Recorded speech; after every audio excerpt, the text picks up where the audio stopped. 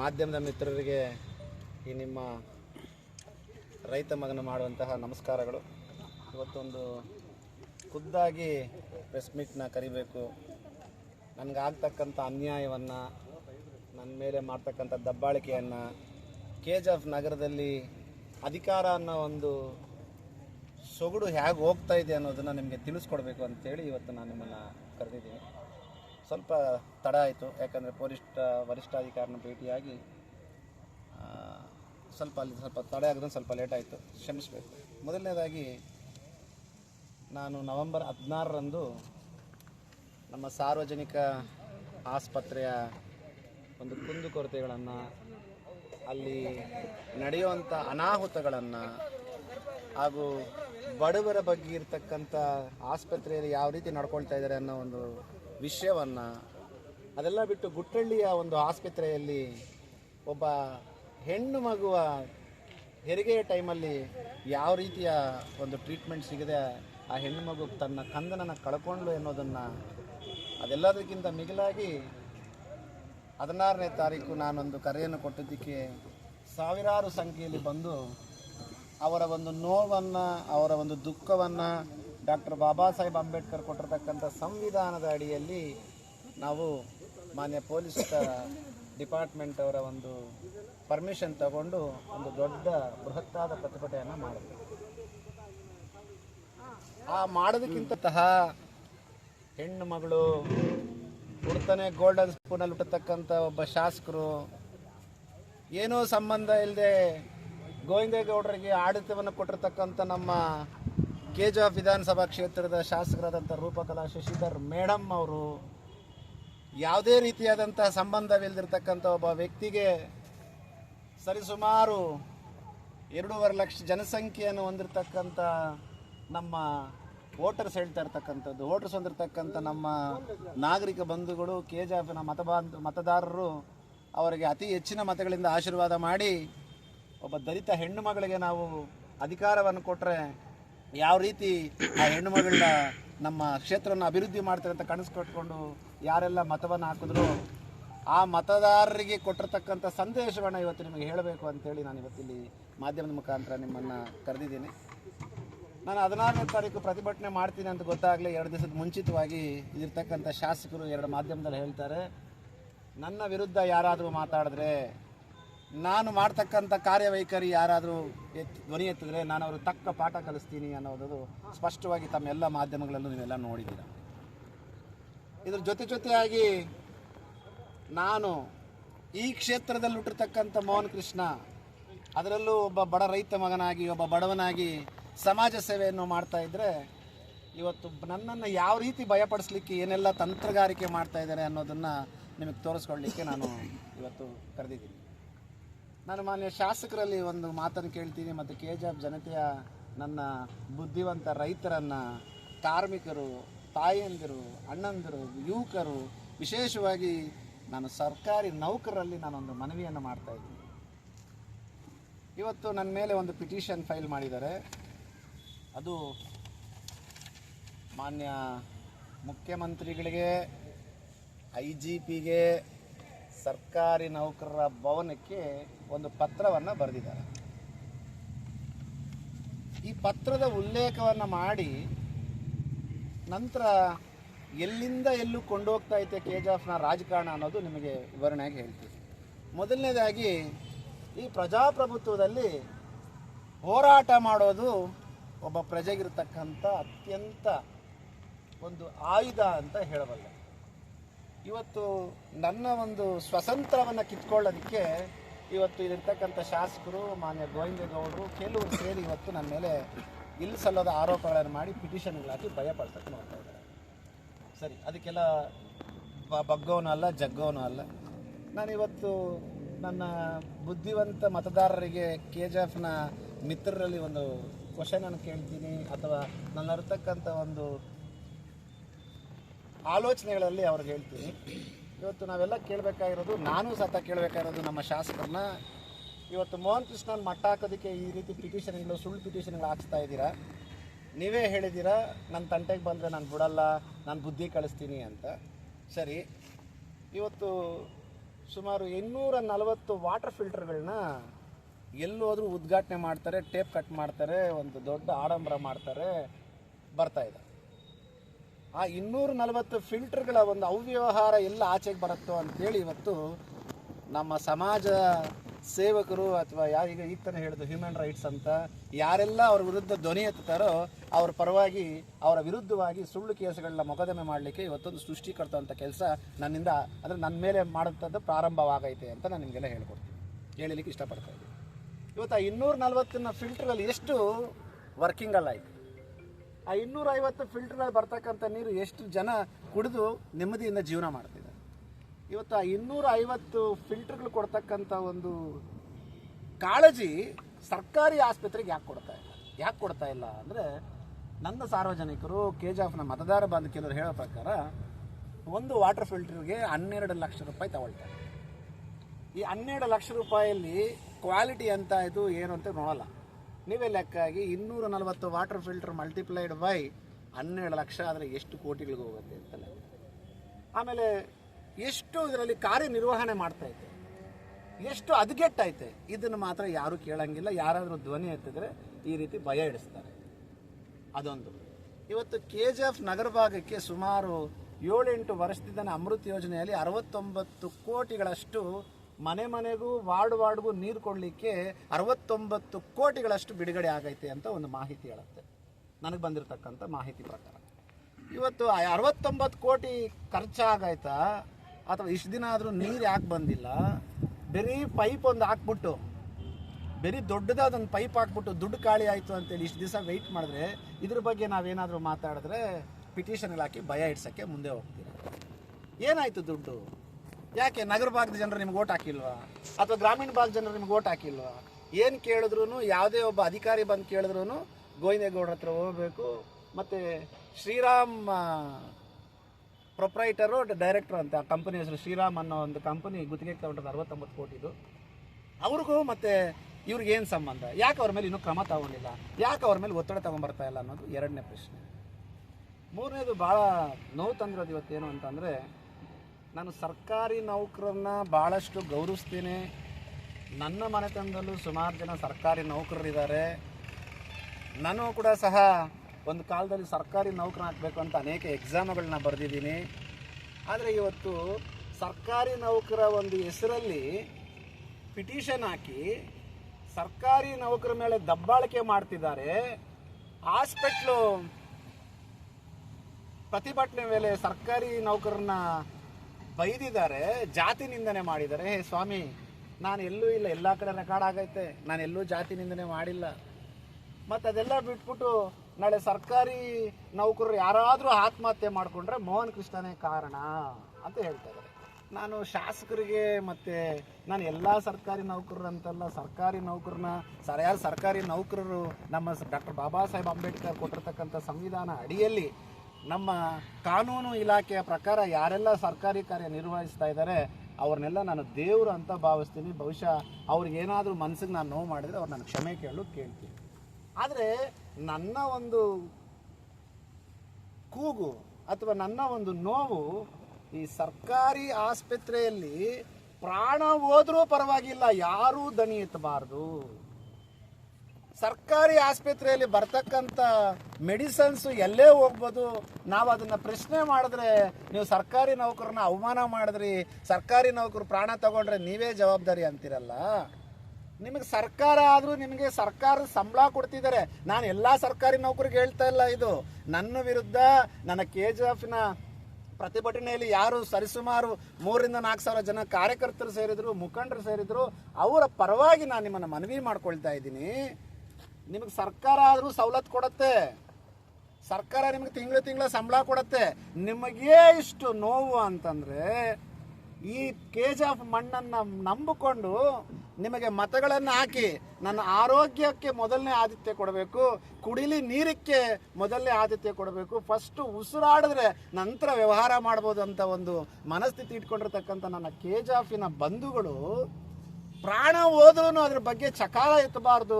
ಎತ್ತಿದ್ರೆ ನಿಮ್ಮನ್ನ ಅರೆಸ್ಟ್ ಮಾಡಿಸ್ತೀನಿ, ನಿಮ್ಮ ಮೇಲೆ ಮಾನನಷ್ಟ ಮೊಕದ್ದಮೆ ಹಾಕ್ಸ್ತೀನಿ, ನಿಮ್ಮ ಮೇಲೆ ಕಂಪ್ಲೇಂಟ್ ಕೊಡ್ತೀನಿ ಅಂತ ಹೇಳ್ತಿದ್ದೀರಲ್ಲ, ನಿಮ್ಮ ಆತ್ಮಗಳನ್ನ ಒಂದ್ಸಲ ಅವಲೋಕನ ಮಾಡ್ಕೊಳ್ಳಿ. ನೀವು ಮಾಡ್ತಕ್ಕಂಥದ್ದು ಸರಿನಾ? ಇವತ್ತು ನಿಮ್ಮ ಶಾಸಕರು ಎಷ್ಟು ದಿವಸ ನಿಮಗೆ ಹಿಂಬಾಲಕರಾಗಿರ್ತಾರೆ? ನಿಮ್ಮ ಶಾಸಕರು ಎಷ್ಟು ದಿವಸ ನಿಮ್ಮನ್ನು ಕಾಪಾಡ್ತಾರೆ? ನಿಮ್ಮ ಶಾಸಕರು ಅಥವಾ ನಿಮ್ಮ ಗೋವಿಂದೇಗೌಡರು ಎಷ್ಟು ದಿವಸ ಮೋಹನ್ ಕೃಷ್ಣನ್ ಮೇಲೆ ನೀವು ಹೋಗಿ ಹೋಗಿ ಅಂತ ಹೇಳ್ತಾರೆ? ಒಂದಲ್ಲ ಒಂದು ದಿವಸ.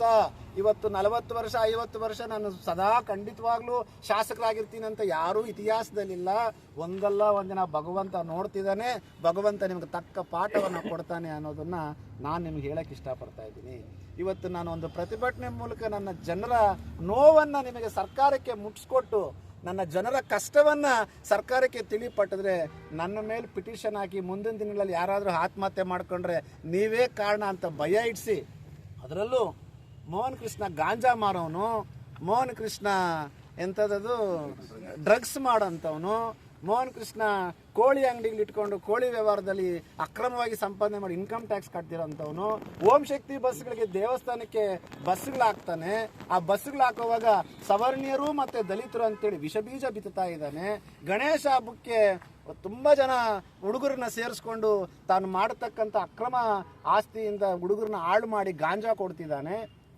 ಅದೆಲ್ಲ ಬಿಟ್ಟು ಯುವಕರು ಜಾಸ್ತಿ ಜನ ಇದ್ದಾರೆ ಇವ್ರ ಜೊತೆ.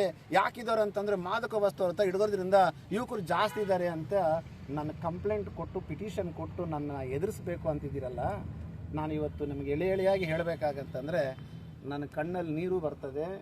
ಡಾಕ್ಟರ್ ಬಾಬಾ ಸಾಹೇಬ್ ಅಂಬೇಡ್ಕರ್ ಅವರ ಜಯಂತಿ ದಿವಸ, ಅವರ ಹುಟ್ಟಿದ ಹಬ್ಬದ ದಿವಸ ನಾನು ಪರ್ಮಿಷನ್ ಕೇಳಿದ್ರೆ ಇವತ್ತಿರ್ತಕ್ಕಂಥ ಪೊಲೀಸ್ ಅಧಿಕಾರಿಗಳು ಮತ್ತೆ ಅದನ್ನು ತಪ್ಪಾಗಿ ಬೀಸೋಕೆ ಕೆಲವರು ನಾನು ಪರ್ಮಿಷನ್ ಕೇಳಿದ್ರೆ 15 ದಿವಸ ಟೈಮ್ ತೊಗೊಂಡ್ರು ನನಗೆ ಪರ್ಮಿಷನ್ ಕೊಡಲಿಕ್ಕೆ. ಬಾಬಾ ಸಾಹೇಬ್ ಅಂಬೇಡ್ಕರ್ ಜಯಂತಿ ದಿವಸ ನಾನು ಒಂದು ಮೆರವಣಿಗೆ ಮಾಡಬೇಕು ಅಂತಂದರೆ ಕಾರಣ ಕೇಳಿದ್ರೆ, ಸರ್ ರೂಪಾ ಮೇಡಮ್ ಅವ್ರಿಗೂ ನಿಮಗೆ ಕ್ಲಾಶ್ ಆಗತ್ತಂತೆ ಸರ್, ನಮ್ಗೆ ಇಂಟೆಲಿಜೆನ್ಸ್ ರಿಪೋರ್ಟ್ ಆಗೈತೆ, ನಾವು ಕೊಡೋಕ್ಕಾಗಲ್ಲ ಸರ್ ಅಂತಾರೆ.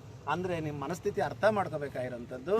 ಇಲ್ಲಿ ಶಾಸಕರು ಪೊಲೀಸ್ ಡಿಪಾರ್ಟ್ಮೆಂಟ್ ನಡೆಸ್ತಾ ಇದ್ದಾರೆ ಅಥವಾ ಪೊಲೀಸ್ ಡಿಪಾರ್ಟ್ಮೆಂಟು ಶಾಸಕರ ಮಾತು ಕೇಳ್ತಾ ಇದ್ದಾರೆ. ನಾನು ಎಲ್ಲ ಪೊಲೀಸರ ಬಗ್ಗೆ ಮಾತಾಡ್ತಾ ಇಲ್ಲ, ನನ್ನ ಒಂದು ವಿಚಾರದಲ್ಲಿ ಯಾರು ನಡ್ಕೊಂಡ್ರೋ ಅವ್ರ ಬಗ್ಗೆ ಮಾತ್ರ ಈ ವಿಷಯನ ಹೇಳಲಿಕ್ಕೆ ಇಷ್ಟಪಡ್ತಾ ಇದ್ದೀನಿ. ಅದೇ ರೀತಿ ಮನೆ ಪ್ರತಿಭಟನೆಗೆ ಸರಿಸುಮಾರು 8 ದಿವಸ ಕಾಲ ಅವ್ರನ್ನ ಅಂಗಲಾಚಿದಿರಿ ಪರ್ಮಿಷನ್ ಕೊಡಿ ಅಂತ. ರಾಬರ್ಟ್ಸನ್ ಪೇಟೆಗೆ ಹೋದರೆ ಇಲ್ಲ ನಾನು ಇಲ್ಲಿಲ್ಲ ಅಂತ ಉರ್ಗಮ್ಗೆ ಕಳಿಸ್ತಾರೆ. ಉರ್ಗಮ್ ಹೋದರೆ ಅವರು ಪಾಪ ಇಲ್ಲಿ ನನ್ನ ಲಿಮಿಟ್ಸ್ ಬರೋದು, ನೀವು ಅಲ್ಲಿ ಹೋಗಿ ಅಂತಾರೆ. ಸುಮಾರು 10 ದಿನಗಳ ಕಾಲ ನನಗೆ ಸತಾಯಿಸಿ ಪರ್ಮಿಷನ್ ಕೊಟ್ಟು, ಆ ಪರ್ಮಿಷನ್ ಕೊಟ್ಟಿರೋದು ತಮ್ಮ ಮಾಧ್ಯಮದವ್ರಿಗೆಲ್ಲ ತಿಳಿಸ್ಬೇಕಾಗತ್ತೆ. ನಾನು ಕೂತಿರ್ತಕ್ಕಂಥದ್ದು ಹಾಸ್ಪಿಟ್ಲ್ ಪ್ರಿಮಿಸಲ್ಲಿ ಕೂರಲಿಲ್ಲ, ನಾನು ಕೂತಿರ್ತಕ್ಕಂಥದ್ದು ಅವರೇ ಕೊಟ್ಟಿರ್ತಕ್ಕಂಥ ನಿರ್ದೇಶನ ಮಾಡತಕ್ಕಂಥ ಜಾಗದಲ್ಲಿ ನಾನು ಕೂತು ನನ್ನ ಬೆಂಬಲಿಗರು ಮತ್ತು ಯಾರಿಗೆ ನೋವಾಗೈತೆ ಅವರೆಲ್ಲ ಬಂದು ಪ್ರತಿಭಟನೆ ಮಾಡಿರೋದು.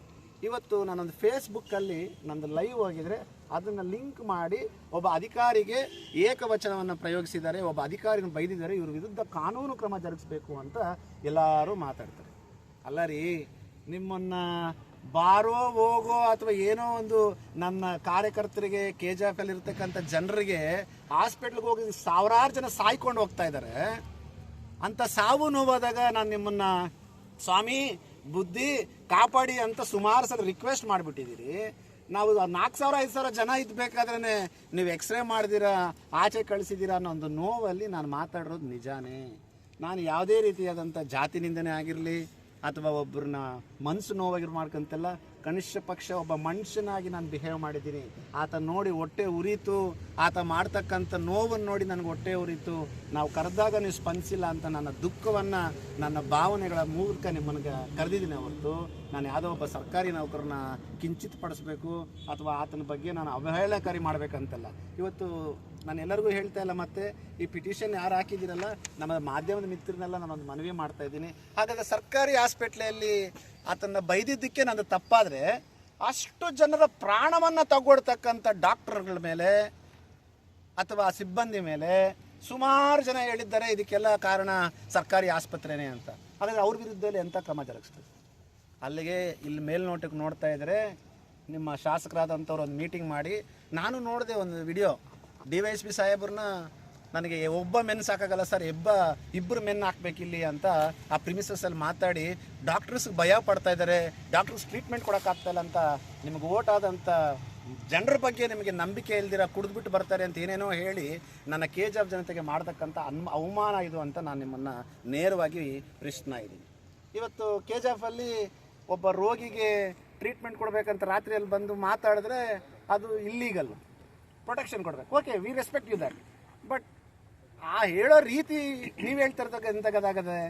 ಸೊ ನಾನು ಇದೆಲ್ಲ ಏನು ಕೇಳ್ತಾ ಇದ್ದೀನಿ ಅಂತಂದರೆ, ಇವತ್ತು KGF-ನಲ್ಲಿ ಒಬ್ಬರು ಯಾರಾದರೂ ಧ್ವನಿ ಎತ್ತಬೇಕು ಅಂತಂದರೆ ಇವತ್ತು ಆ ಧ್ವನಿನ ಮಟ್ಟ ಹಾಕೋದಕ್ಕೆ ಈ ಥರ ಷಡ್ಯಂತ್ರಗಳು ಮಾಡಿಕೊಂಡು ಯಾರು ಈ ಸರ್ಕಾರಿ ನೌಕರರ ಸಂಘದ ಅವರಂತ ನನ್ನ ಮೇಲೆ ಪಿಟಿಷನ್ ಹಾಕಿದ್ದಾರೆ. ನಾನು ಮತ್ತೆ ಪದೇ ಪದೇ ಹೇಳ್ತಾ ಇದ್ದೀನಿ, ಸರ್ಕಾರಿ ನೌಕರರು ನಮಗೆ ದೇವರಿಲ್ಲಿದ್ದಂಗೆ. ಯಾರು ದೇವರಿದ್ದಂಗೆ? ಪ್ರಜಾಪ್ರಭುತ್ವದಲ್ಲಿ ಕಾನೂನಿನ ಚೌಕಟ್ಟಿನಲ್ಲಿ ಡಾಕ್ಟರ್ ಬಾಬಾ ಸಾಹೇಬ್ ಅಂಬೇಡ್ಕರ್ ಕೊಟ್ಟಿರ್ತಕ್ಕಂಥ ಒಂದು ಸಂವಿಧಾನದ ಅಡಿಯಲ್ಲಿ ಯಾರೆಲ್ಲ ಕಾನೂನಾತ್ಮಕವಾಗಿ ಮಾಡ್ಕೊಂಡ್ರೆ ಅವರು ದೇವರಿದ್ದಂಗೆ. ಅದೇ ಉದಾಹರಣೆಗೆ ಒಬ್ಬ ಪ್ರಾಣವನ್ನು ಹೋಗ್ತಾ ಇರಬೇಕಾದ್ರೂ ಸಹ ಪ್ರಾಣವನ್ನು ಕಾಪಾಡದೆ ಕನಿಷ್ಠ ಪಕ್ಷ ಮಾನವತೆ ತೋರಿದಿರ್ತಕ್ಕಂಥವ್ರಿಗೆ ನಾವು ಯಾವತ್ತೂ ಅವ್ರಿಗೆ ಸ್ಪಂದನೆಯೂ ಮಾಡಲ್ಲ, ಅವ್ರ ಬಗ್ಗೆ ನಾವು ಯೋಚನೆ ಮಾಡಲ್ಲ. ನನ್ನ ವಿರುದ್ಧ ನೀವು ಎಷ್ಟು ಕೇಸುಗಳು ಹಾಕಿದ್ರೂ ನಾನು ಇದಕ್ಕೆ ಭಯ ಪಡೋದಿಲ್ಲ ಅಂತ ಸ್ಪಷ್ಟವಾಗಿ ಹೇಳ್ತಾ ಇದ್ದೀನಿ. ಮತ್ತೊಂದು ಭಾಳ ವಿಶೇಷವಾಗಿ ನನ್ನ ಮಾಧ್ಯಮದ ಮಿತ್ರರಲ್ಲಿ ಹೇಳ್ಕೊಳ್ತಾ ಇದ್ದೀನಿ, ನಾನು ಸಹ ಇವತ್ತು ನನಗೆ ಸುಮಾರು ನಾನು ಯಾವುದೇ ಒಂದು ಸಭೆ ಸಂದರ್ಭಗಳು ನಡಿಬೇಕಾದ್ರೆ ಪಕ್ಕಕ್ಕೆ ಹೋಗ್ತಾ ಹೋಗ್ತಾ ನಮ್ಮ ರೂಪ ಅವ್ರ ತಂಟೆಗೆ ಬಂದರೆ ಬಿಡಲ್ಲ, ನಿಮ್ಮನ್ನು ಹೊಡಿತೀನಿ ಬಡಿತೀನಿ ಎಲ್ಲ ಹೇಳಿದ್ದಾರೆ. ನಾನು ಅದನ್ನು ಸೀರಿಯಸ್ಸಾಗಿ ತಗೊಳ್ತಾ ಇರಲಿಲ್ಲ. ಯಾಕೆ ತಗೊಳ್ತಾ ಇಲ್ಲ? ಇಲ್ಲಿ ಹುಟ್ಟಿರ್ತಕ್ಕಂಥವ್ರು ನಮ್ಗೆ ಯಾಕೆ, ಇಲ್ಲಿ ಹುಟ್ಟಿ ಬೆಳೆದಿರೋಂಥವ್ರು ನನಗೆ ಯಾಕೆ ಭಯ ಅಂತ. ಬಟ್ ಇವಾಗ ಯಾವತ್ತು ಈ ಪಿಟಿಷನ್ಗಳು ಮತ್ತು ಸರ್ಕಾರಿ ನೌಕರರು ಅಂತ ಸುಳ್ಳು, ನಾನು ಎಲ್ಲ ಸರ್ಕಾರಿ ನೌಕರರು ಅಂತ ಹೇಳ್ತಾ ಇಲ್ಲ. ಯಾರು ಇವತ್ತು ಪಿಟಿಷನ್ ಹಾಕಿ ಯಾರಾದರೂ ಪ್ರಾಣ ಹೋದರೆ ಮೋಹನ್ ಕೃಷ್ಣನೇ ಹೊಣೆ ಅಂತಾರಲ್ಲ, ನಾನು ಇವತ್ತು ಮಾಧ್ಯಮದ ಮುಖಾಂತರ ಹೇಳ್ತಾ ಇದ್ದೀನಿ, ಮೋಹನ್ ಕೃಷ್ಣ ಪರವಾಗಿ ಯಾವುದಾದ್ರೂ ಸಾವಾಗೈತೆ ಅಂತ ಹೇಳಿದ್ರೆ ಪೊಲೀಸ್ ಇಲಾಖೆ ತನಿಖೆ ಮಾಡಿ ನನ್ನ ಪಾತ್ರ ಅದರಲ್ಲಿ ಇರೈತೆ ಅಂತಂದರೆ ನನ್ನ ವಿರುದ್ಧ ಕಾನೂನು ಕ್ರಮ ಜರುಗಿಸ್ಬೋದು. ಅದೇ ರೀತಿ ಇವಾಗ ನಮ್ಮ ಶಾಸಕರಾದಂಥವರು ಹೇಳಿದ್ದಾರೆ, ನನ್ನ ವಿರುದ್ಧ ಯಾರಾದರೂ ಮಾತಾಡಿದ್ರೆ ಅವ್ರನ್ನ ಸುಮ್ಮನೆ ಬಿಡಲ್ಲ, ಪಾಠ ಕಲಿಸ್ತೀನಿ ಅಂತ. ಬಟ್ ಅದಾದ ನಂತರ ಕೆಲವರು ನನ್ನ ಹತ್ರ ಬಂದು ಬೇನಾಮಿ ವ್ಯಕ್ತಿಗಳು ನಿನ್ನ ಕೊಲ್ಲುತ್ತೀನಿ, ಬೆದರಿಸ್ತೀನಿ, ನಿನ್ನ ನಮ್ಮ MLA ತಂಟೆಗೆ ಹೋಗಬಾರ್ದು ಅಂತ ಹೇಳಿದ್ದಾರೆ. ಅದರ ಪರವಾಗಿ ನಾನಿವತ್ತು ನಮ್ಮ ಮಾನ್ಯ ಪೊಲೀಸ್ ವರಿಷ್ಠಾಧಿಕಾರಿಗಳನ್ನ ಭೇಟಿ ಮಾಡಿ ಅವ್ರಿಗೂ ಸಹ ನನಗೆ ಪ್ರಾಣ ಬೆದರಿಕೆ ಐತೆ, ಅದು ನೇರವಾಗಿ ರೂಪಕಲಾ ಶಶಿಧರ್ ಶಾಸಕರು ಹಾಗೂ ಗೋವಿಂದೇಗೌಡರು ಅನ್ನೋದನ್ನೇ ಹೇಳ್ತಾ, ಮತ್ತು ಅಲ್ಲಿ ಬಂದಿರತಕ್ಕಂಥದ್ದೆಲ್ಲ ಸುಳ್ಳಿನ ಮಾಹಿತಿ ಅಂತ ಹೇಳ್ತಾ ಅವ್ರಿಗೂ ವಿವರಣೆ ನೀಡಿ ಪೊಲೀಸ್ ವರಿಷ್ಠಾಧಿಕಾರಿಗಳು ಭಾಳ ಒಂದು ಒಳ್ಳೆಯ ರೀತಿಯಲ್ಲಿ ನಮಗೂ ಸ್ಪಂದನೆ ಮಾಡಿದ್ದಾರೆ. ಪ್ರಜಾಪ್ರಭುತ್ವದಲ್ಲಿ ನಿಮ್ಗೆ ಏನು ರಕ್ಷಣೆ ಬೇಕೋ ಕೊಡ್ತೀರಿ, ನೀವು ಯಾವುದೇ ರೀತಿಯಾದಂಥ ಕಾನೂನು ಕೈಗೆತ್ತಿದ್ರೆ ನೀವು ಯಾವ ಕೆಲಸ ಮಾಡ್ತೀರ ಅದಕ್ಕೆ ನಾವು ಸಕಾರಾತ್ಮಕವಾಗಿ ಸ್ಪಂದಿಸ್ತೀರಿ ಅಂತ ಹೇಳಿದ್ದಾರೆ. ನಾನು ನಮ್ಮ ಮಾಧ್ಯಮದ ಮುಖಾಂತರ ಹೇಳ್ತಾ ಇದ್ದೀನಿ, ಮೋಹನ್ ಕೃಷ್ಣನಿಗೆ ಏನಾದರೂ ಆದರೆ, ಮೋಹನ್ ಕೃಷ್ಣ ಪ್ರಾಣಕ್ಕೆ ಏನಾದರೂ ಆದರೆ, ಮೋಹನ್ ಕೃಷ್ಣ ಬೆಂಬಲಿಗರ ಪ್ರಾಣಕ್ಕೆ ಏನಾದರೂ ಆದರೆ ಇದರ ನೇರ ಹೊಣೆ ಇವತ್ತಿನ ಮೀಡಿಯಾ ಸ್ಟೇಟ್ಮೆಂಟ್ಸಲ್ಲಿ ಏನು ಕೊಟ್ಟಿದ್ದಾರೆ, ನಾನು ಮುಂದಿನ ದಿನಗಳಲ್ಲಿ ನಾನು ಅವ್ರಿಗೆ ಪಾಠ ಕಲಿಸ್ತೀನಿ ಅಂತ ನೇರ ಹೊಣೆ ಈ ಕ್ಷೇತ್ರದ ಶಾಸಕರು ಮತ್ತು ಸಚಿವರ ಪ್ರಭಾವಿ ಪುತ್ರಿ ಅಂತ ಹೇಳ್ಬೋದು, ಮತ್ತು ಸೂಪರ್ MLA ಅವರ ಫ್ರೆಂಡ್ ಇರ್ಬೋದು, ಅಥವಾ ಅವರ ಏನಂತಾರೆ ತಂದೆ ಸಮಾನರಾಗಿರ್ಬೋದು, ಅಥವಾ ಯಾವುದೋ ಒಂದು ಸಂಬಂಧದ ಅಂತ ಇರತಕ್ಕಂಥ ಗೋವಿಂದೇಗೌಡರು ಕೂಡ ಇದಕ್ಕೆ ನೇರ ಹೊಣೆ ಅಂತ ಹೇಳ್ತಾ ಇದ್ದೀನಿ. ಯಾಕೆ ಈ ಮಾತು ಹೇಳ್ತಾ ಇದ್ದೀನಿ ಅಂತಂದರೆ, ನನ್ನ ವೈಯಕ್ತಿಕ ಜೀವನದ ಬಗ್ಗೆ ಕೂಡ ಪಿಟಿಷನ್ ಬರೆದಿದ್ದಾರೆ. ನನ್ನ ವೈಯಕ್ತಿಕವಾಗಿ ನಾನು ಭಾಳ ಕ್ಲಿಯರ್ ಇದ್ದೀನಿ, ನನ್ನ ವೈಯಕ್ತಿಕ ಜೀವನದಲ್ಲಿ ನಾನು ಭಾಳ ಕ್ಲಿಯರ್ ಆಗಿದ್ದೀನಿ. ಮತ್ತೆ ಹೇಳ್ತೀನಿ, ನನ್ನ ವೈಯಕ್ತಿಕ ಜೀವನದಲ್ಲಿ ನಾನು ಭಾಳ ಕ್ಲಿಯರ್ ಆಗಿದ್ದೀನಿ. ಎಲ್ಲರ ಮನೆಯಲ್ಲೂ ಸಾವು ನೋವು ಆಗೋದುಂಟು, ನನ್ನಲ್ಲೂ ಸಾವು ಆಗೈತೆ. ಬಟ್ ಸಾವು ಆಗಿದ್ರೂ ಸಹ ಅನೈತಿಕ ಚಟುವಟಿಕೆಗಳಿಗೆ ಹೋಗಿ ಬೇರೆಯವ್ರ ತಡೆ ಈ ಕಾನ್ಸ್ಟಿಟ್ಯೂನ್ಸಿಯಲ್ಲಿ ಅವ್ರ ಥರ ಹೆಸರು ತಗೊಳ್ತಾ ಇಲ್ಲ. ನಾನು ಭಾಳ ಸ್ಪಷ್ಟವಾಗಿ ದೇವ್ರ ನಂಬಿದ್ದೀನಿ. ಈ ಪಿಟಿಷನ್ನ ಹಿಂದೆ ಯಾರಿದ್ದಾರೆ, ಈ ಪಿಟಿಷನ್ ಯಾರು ಬರೆದ್ರು, ನನ್ನ ವಿರುದ್ಧ ಯಾರು ಕೊಲೆ ಸಂಚು ನಡೆಸ್ತಾ ಇದ್ದಾರೆ, ಅಥವಾ ನಾನು ಮುಗಿಸ್ಬೇಕು ಅಂತ ಯಾರಿದ್ದಾರೆ, ಅವರಿಗೆಲ್ಲ ದೇವರು ಅತಿ ಶೀಘ್ರದಲ್ಲೇ ಪಾಠ ಕಳಿಸ್ತಾನೆ. ನಾನು ಮಾಡ್ತಾ ಇರ್ತಕ್ಕಂಥ ಹೋರಾಟ, ನಾನು ಇವತ್ತು 8 ವರ್ಷದಿಂದ ಮಾಡ್ತಕ್ಕಂಥ ಸಮಾಜ ಸೇವೆ ಮುಂದಿನ ದಿನಗಳಲ್ಲಿ ನನ್ನ KGF ಜನತೆಗೆ ಒಳ್ಳೆಯದಾಗಬೇಕು. ನನ್ನ KGF ಜನತೆ ಡಾಕ್ಟರ್ ಬಾಬಾ ಸಾಹೇಬರು ಕಂಡಿರ್ತ ಕನಸನ್ನು ನಾವು ನೆನೆಸು ಮಾಡಬೇಕು ಅಂತ ಒಂದು ವಿಷಯ ಇಟ್ಕೊಂಡು ಇವತ್ತು ಮಾಡ್ತಾಯಿದ್ದೀನಿ. ಮತ್ತೊಂದು ಹೇಳಿದ್ದಾರೆ, ನಾನು ಅನೈತಿಕ ರೀತಿಯಲ್ಲಿ ಹಣ ಸಂಪಾದನೆ ಮಾಡ್ತಾಯಿದ್ದೀನಿ ಅಂತ. ನಾನು ಇಷ್ಟೇ ಹೇಳೋದು, ನಾನು ತಪ್ಪು ಮಾಡಿದ್ರೆ ಭಗವಂತ ನನಗೆ ಪನಿಷ್ಮೆಂಟ್ ಕೊಡಲಿ, ನನ್ನ ವಿರುದ್ಧ ಷಡ್ಯಂತ್ರ ಮಾಡಿ ಕೊಲೆ ಸಂಚು ಅಥವಾ ನನ್ನ ಮಟ್ಟ ಹಾಕಬೇಕಂತ ಯಾರಿದ್ದಾರೆ ಅವ್ರಿಗೊಂದು ಶಿಕ್ಷೆ ಕೊಡಲಿ ಅಂತ ಕೇಳ್ಕೊಳ್ತಾ, ಇವತ್ತು ಭಾಳ ನೋವಿಂದ ಇವತ್ತು ಈ ಪತ್ರಿಕೆ ಮಾಧ್ಯಮ ಕರ್ತೀನಿ. 8 ವರ್ಷಗಳ ಕಾಲ ಯಾವತ್ತಿರಲಿಲ್ಲ. ಮೊದಲನೇ ಪ್ರತಿಭಟನೆ ಅಂತ ನಾನು ಅಂದ್ಕೊಂಡಾಗ ಇವತ್ತು ಇಷ್ಟೆಲ್ಲ ನರಕ ತೋರಿಸ್ತಾ ಇದ್ದಾರೆ. ನಾನು ಇದಕ್ಕೆ ಭಯ ಪಡಲ್ಲ. ಎಷ್ಟು ನೀವು ಜಾಸ್ತಿ ಮಾಡ್ತೀರೋ ಅಷ್ಟು ನಾನು ಇನ್ನೂ ಜಾಸ್ತಿ ಆಗ್ತಾ ಇರ್ತೀನಿ. ನೀವೆಷ್ಟು ನನ್ನ ಟಾರ್ಗೆಟ್ ಮಾಡ್ತೀರೋ ಇನ್ನೂ ಅಷ್ಟು ಮಾಡ್ತೀನಿ. ಇವತ್ತು ನಾನು ಸರ್ಕಾರಿ ನೌಕರಲ್ಲಿ ಮನವಿ ಮಾಡ್ತಾಯಿದ್ದೀನಿ, ಸರ್ ನನಗೆ ಯಾವುದೇ ರೀತಿಯಾದಂಥ ನಿಮ್ಮ ಮೇಲೆ ಅಸೂಯೆ ಅಥವಾ ನಿಮ್ಮ ಮೇಲೆ ದಬ್ಬಾಳಿಕೆ ಮಾಡಬೇಕು ಅಥವಾ ನಿಮ್ಮನ್ನು ಇನ್ನೊಂದು ಹೇಳಿದ್ದಾರೆ ಲೋಕಾಯುಕ್ತಾಗೆಲ್ಲ ಬರೆದಿದ್ದಾರೆ ಅಂತ. ನಾನು ಇವತ್ತಿಗೂ ಲೋಕಾಯುಕ್ತಕ್ಕೆ ಒಂದು ಪತ್ರ ಬರೆದಿಲ್ಲ, ಇನ್ನು ಮೇಲೆ ಬರಿತೀನಿ. ಇವತ್ತು ನಾನು ಲೋಕಾಯುಕ್ತಕ್ಕೆ ಬರೆದಿಲ್ಲ, ಇನ್ನು ಮೇಲೆ ಬರಿತೀನಿ. ಸೊ ನಾನೆಲ್ಲರೂ ರಿಕ್ವೆಸ್ಟ್ ಮಾಡಿ ಕೈ ಎತ್ತಿ ಕೇಳ್ಕೊಳ್ತೀನಿ ಸರ್ಕಾರಿ ನೌಕರನ್ನ, ಅಣ್ಣ ಅಕ್ಕ ನೀವಂದರೆ ಭಾಳ ಗೌರವ. ನಾನು ನಿಮ್ಮ ವಿರುದ್ಧ ಯಾವತ್ತೂ ಮಾತಾಡಿಲ್ಲ. 8 ವರ್ಷದ ಪ್ರೀತಿ ಪ್ರೇಮ ನನ್ನ ಮೇಲೆ ಹಂಚಿಕೊಂಡಿದ್ದೀರಾ. ಒಬ್ಬ ಬಡವನಾಗಿ ನನ್ನ ಸೇವೆ ನೋಡಿ ನನಗೆ ಆಶೀರ್ವಾದ ಮಾಡ್ತಾಯಿದ್ದೀರಾ. ಕೆಲವರು ಈ ರೀತಿ ಮಾಡ್ತಿದ್ದಾರೆ. ನಾನು ಭಾಳ ನೋವಿಂದ ನಿಮ್ಮಲ್ಲಿ ಕೇಳ್ಕೊಳ್ತಾ ಇದ್ದೀನಿ, ಈ ಮೋಹನ್ ಕೃಷ್ಣ ತಪ್ಪು ಮಾಡಿದ್ರೆ ಕ್ಷಮಿಸಿ. ಈ ಮೋಹನ್ ಕೃಷ್ಣ ತಪ್ಪು ಮಾಡಿ ಏನೋ ಗೊತ್ತಿಲ್ಲದ್ರೆ ಮಾಡಿದ್ರೆ ದಾರಿ ತೋರಿಸಿ. ಆದರೆ ಪ್ರಾಣಿಗಳು ಹೋಗೋವಂಥ ಟೈಮಲ್ಲಿ ಕೂಡ ನಾನು ನೋಡ್ಕೊಂಡು ಸುಮ್ಮನೆ ಇರು ಅಂತಂದರೆ ಮಾನ್ಯ ರೂಪಕಲಾ ಶಶಿಧರ್ ಅವ್ರಿಗೂ ನನಗೂ ಯಾವುದೇ ರೀತಿಯಾದಂಥ ವ್ಯತ್ಯಾಸ ಇರಲ್ಲ. ಜನ ನನ್ನ ಒಂದು ದಿವಸ ನಾನು ಸಮಾಜ ಸೇವಕ ಅಂತ ಹೋದರೆ ನನ್ನೂ ಹೊಡಿತಾರೆ. ಆದ್ದರಿಂದ ಪ್ರಾಣ ಹೋಗೋ ಟೈಮಲ್ಲಿ ನಾನು ಅದು ನೋಡ್ಕೊಂಡಿರಲ್ಲ. ಲಂಚ ತಗೊಳ್ಳೋ ಟೈಮಲ್ಲಿ ಇನ್ನೂ ಲಂಚಕ್ಕೆ ಹೋಗಿಲ್ಲ ನಾನು. ಅವರೇ ಹೇಳಿದ್ದಾರೆ ಲೋಕಾಯುಕ್ತಕ್ಕೆ ಬರೆದುಬಿಟ್ಟು ಬೆದರಿಕೆ ಮಾಡಿ ವಸೂಲಿ ಮಾಡ್ತೀನಿ ಅಂತ. ಇನ್ನು ಮುಂದಕ್ಕೆ ಕಾನೂನು ಪ್ರಕಾರನೇ ಈ ಒಂದು ಲಂಚ ಅನ್ನೋದಕ್ಕೂ ನಾನು ಮುಂದಕ್ಕೆ ಹೋಗ್ತೀನಿ. ನಾನು ಭಾಳ ಸ್ಪಷ್ಟವಾಗಿ ಭಾಳ ಅಚ್ಚುಕಟ್ಟಾಗಿ ನಾನು ನನ್ನ ಒಂದು ಸಮಾಜ ಸೇವೆ ಮತ್ತು ನನ್ನ ಹೋರಾಟವನ್ನು ಮಾಡ್ತಾಯಿದ್ದೀನಿ. ಒಂದು ಒಳ್ಳೆಯ ಖುಷಿ ಹಂಚ್ಕೊಳ್ಳೇಬೇಕಾಗತ್ತೆ. ಮೋಹನ್ ಕೃಷ್ಣ ಒಂದು ಹೋರಾಟಕ್ಕೆ ಇಷ್ಟು ಬೆದರ್ತಾ ಇದ್ದರೆ ಇನ್ನು ಪ್ರತಿದಿನ ಹೋರಾಟಗಳಾಗ್ತಾಯಿದ್ರೆ ಇನ್ನೆಷ್ಟು ಬೆದರ್ಬೋದು ಅಂತ ನಾನು ಭಾಳ ಖುಷಿಯಿಂದ ಅಂದ್ಕೊಳ್ತಾ ಇದ್ದೀನಿ. ಬಹುಶಃ ಮಾನ್ಯ ಮುಖ್ಯಮಂತ್ರಿಗಳು ಮೋಹನ್ ಕೃಷ್ಣ ಹೆಸರು ಗೊತ್ತಿಲ್ಲದಿರ್ಬೋದು. ಪಾಪ ಮುಖ್ಯಮಂತ್ರಿಗಳು ಮೋಹನ್ ಕೃಷ್ಣ ಹೆಸರು ಮುಟ್ಟಿಸಿದ್ದಾರೆ. IG ಸಾಹೇಬರು ನನ್ನ ಹೆಸರು ಗೊತ್ತಿಲ್ಲದೇ ಇರ್ಬೋದು, IG ಅವರು ನನ್ನ ಹೆಸರು ಮುಟ್ಟಿಸಿದ್ದಾರೆ. ಸರ್ಕಾರಿ ನೌಕರರ ಭವನದಲ್ಲಿ ಮೋಹನ್ ಕೃಷ್ಣ ಯಾರಂತೂ ಗೊತ್ತಿಲ್ಲದೇ ಇರ್ಬೋದು. ಇವತ್ತು ಸರ್ಕಾರಿ ನೌಕರರ ಭವನದಲ್ಲಿ ಮೋಹನ್ ಕೃಷ್ಣ ಹೆಸರು ಬೆಳೆಸಿದ್ದಾರೆ. ನಾನು ಅವರಿಗೆ ನನ್ನ ಹೆಸರು ಬೆಳೆಸಿದ್ದಕ್ಕೆ ನನ್ನ ಮೇಲೆ ಅಪಪ್ರಚಾರ ಮಾಡಿದ್ರು ಅದು ನಾನು ಕೀರ್ತಿಗೆ ತಂತು. ಅದೇನೋ ಹೇಳ್ತಾರಲ್ಲ, ಆಪೋಸಿಟ್ ಅವ್ರು ಚಡ್ಡದ చేస్తే ಕೂಡ ನನಗೆ ಮಂಚದೇ ಐತಿ ನಾನು ಮಂಚೋಳು ಅಂತ. ಸೊ ಆ ಒಂದು ನಿಟ್ಟಿನಲ್ಲಿ ಅವ್ರು ಕೆಟ್ಟದ್ದು ಮಾಡೋದು ನನಗೆ ಒಳ್ಳೇದಾಗೈತೆ. ಬಟ್ ನನ್ನ ಪ್ರಾಣಕ್ಕೆ, ನನ್ನ ಜೊತೆಲಿರ್ತಕ್ಕಂಥವ್ರಿಗೆ, ನನ್ನ ಹೋರಾಟಗಳಿಗೆ ಯಾರೆಲ್ಲ ಅಡ್ಡಿ ಬರ್ತಾರೋ ಅವ್ರ ವಿರುದ್ಧ ನಾನು ಕಾನೂನು ಕ್ರಮ ತಗೊಳ್ತೀನಿ. ನನ್ನ ಪ್ರಾಣಕ್ಕೆ ಏನಾದಾದರೆ ನೇರ ಹೊಣೆ ರೂಪಕಲಾ ಶಶಿಧರ್ ಮತ್ತು ಗೋವಿಂದಗೌಡರು ಅಂತ ಈ ಮುಖಾಂತರ